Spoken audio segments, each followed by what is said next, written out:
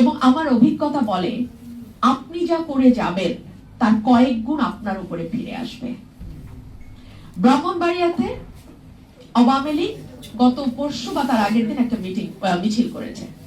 Maximum 15 থেকে 20 জন মিছিল করেছে, তাদের প্রত্যেকের মুখে মাস্ক পরা ছিল। সো এবং মাথায় ক্যাপ পরা। মাস্ক এবং ক্যাপ যখন পরা থাকে তখন কারো চেহারা আইডেন্টিফাই করা ইজ এক্সট্রিমলি ডিফিকাল্ট। আমি খবর নিয়ে দেখলাম সেই মামলায় 150-এর উপরে আসামি করা হয়েছে। মিছিলে ছিলই 15 থেকে 20 জন, 150 জনকে আসামি করা হয়েছে। এবং এই আসামি কেন করা হয়েছে জানেন?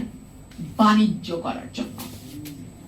বাণিজ্য করার জন্য ভয় দেখানো হয় ফোন দিয়ে, নাম কিন্তু দিয়ে দিব টাকা না দিলে, এত টাকা দিতে হবে।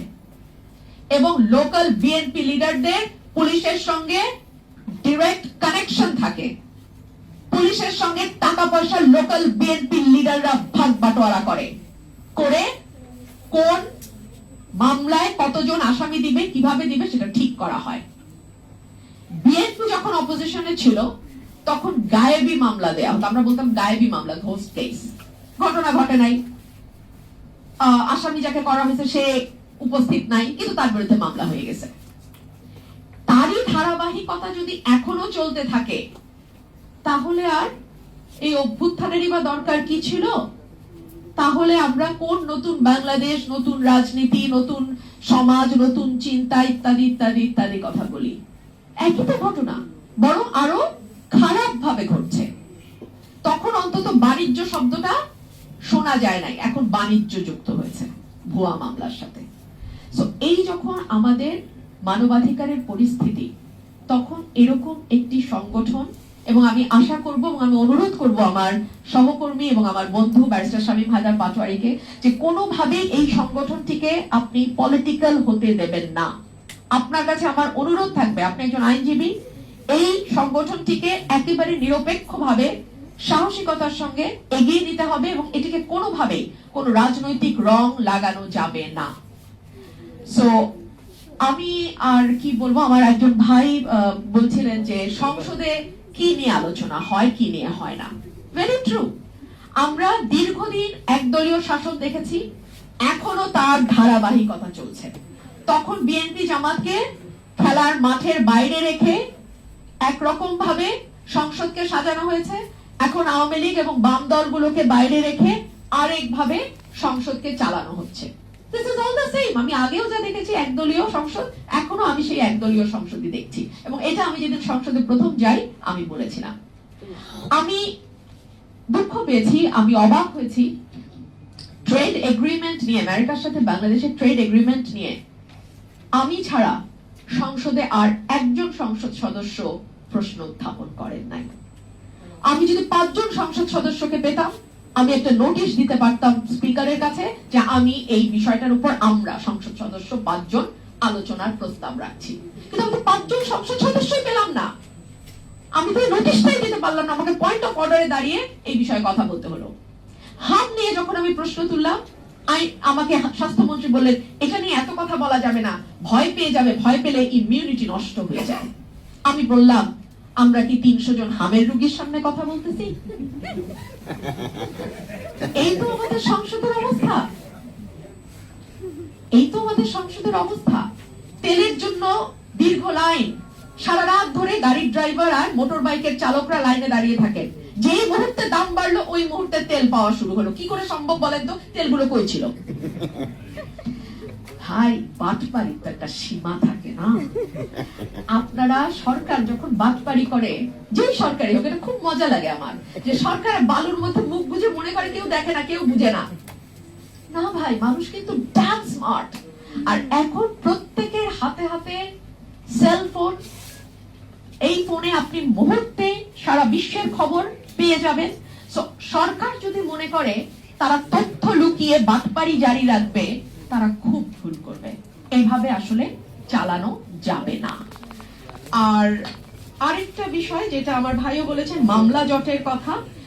মামলা দ্রুত নিষ্পত্তির পেছনে আসলে অনেকের কন্ট্রিবিউশন থাকে, আদালতের, আইনজীবীদের, মক্কেলের, সাক্ষীর, এবং সর্বোপরি আমাদের যেই দীর্ঘ একটা মানে ইয়ে আছে, ক্যালেন্ডার আছে সুপ্রিম কোর্টের, যে প্রতি 1 মাস 1.5 মাস পর পর একটা লম্বা বন্ধ চলে আসে।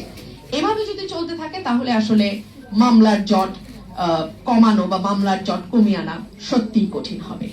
আমি আমার বক্তব্য আর দীর্ঘায়িত করব না, মোটামুটি যেই বিষয়গুলো আমি বলতে চেয়েছিলাম সবই বলা হয়েছে।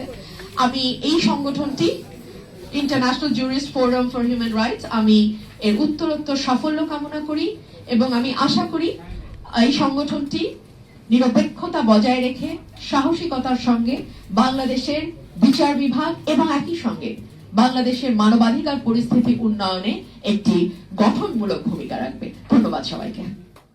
এই যে আমার এক ভাই আজকে বললেন সুপ্রিম কোর্টে রাজনৈতিক মামলা, আমিও অবাক হয়ে শুনলাম কোর্টগুলো বলছে, ওপেনলি বলছে আর রাজনৈতিক মামলায় কোনো জামিন হবে না।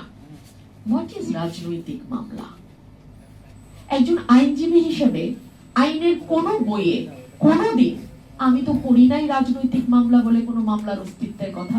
এখানে আমার অনেক কলিগ উপস্থিত আছেন, আপনারা কি কেউ কোনোদিন রাজনৈতিক মামলা বলে আলাদা কোনো মামলার কথা শুনেছেন? কেউ শোনেন নাই, নেভার নেভার। এটা কোথাও হয় না, বাংলাদেশে এটা হয়েছে। কেন শুনবেন না বিচারক? আমি বিচারককে কিভাবে দোষ দেই? বিচারক কিভাবে শুনবেন? তার ঘাড়ের উপরে কটা মাথা, মব বাইরে অপেক্ষা করছে, মামলায় জামিন হলে মব গিয়ে ঢুকবে আদালত প্রাঙ্গণে। এবং এই ঘটনা ঘটেছে বলেই আমি বলছি, এমন না যে ঘটনা ঘটে নাই, মব ঢুকবে গিয়ে আদালতে। সো বিচারকের পক্ষে রাজনৈতিক মামলা শোনা সম্ভব নয়। আমাদের 5ই অগস্টের পর আজকে মে মাস 2026, 2 বছর অলমোস্ট পার হয়ে গেছে। আমাদের জেলগুলোতে ধারণ ক্ষমতার কয়েক গুণ বেশি বন্দী এখন কারাগারে আছে। জামিন তো কোনো পার্মানেন্টলি রিলিফ না, জামিন তো খালাস না, মামলা থেকে অব্যাহতি না। জামিন হচ্ছে যতদিন পর্যন্ত আপনার ট্রায়ালটা কমপ্লিট না হচ্ছে, মামলায় আপনি দোষী সাব্যস্ত না হচ্ছেন, ততদিন পর্যন্ত আপনি একটা ইন্টারিম অর্ডার বলেন আপনি বাইরে থাকবেন, কারাগারে থাকবেন না। কারণ পরবর্তীতে যদি আপনি নির্দোষ প্রমাণিত হন, আপনার এই যে বছরের পর বছর কারাবাস, এই সময়টা আপনাকে রাষ্ট্র কিভাবে ফিরিয়ে দেবে? সে কারণেই জামিন দেয়া হয়। কিন্তু আমরা লক্ষ্য করি প্রথম দিকে তো একেবারেই জামিন দেয়া হতো না, তারপরে যখন কিছু কিছু কোর্ট সাহসী পদক্ষেপ নিলেন, জামিন একটু একটু দেওয়া শুরু করলেন, পরের দিনই কোর্টের পাওয়ার চেঞ্জ হয়ে যাচ্ছে। ওনাকে আর জামিনের এখতিয়ার না দিয়ে অন্য কোনো এখতিয়ার দিয়ে তাকে অন্য একটা পাওয়ার দিয়ে দেওয়া হচ্ছে। এগুলো কি আদালতের উপর একেবারে শক্তভাবে নির্বাহী বা সরকারের কর্তৃত্বকে প্রমাণ করে না?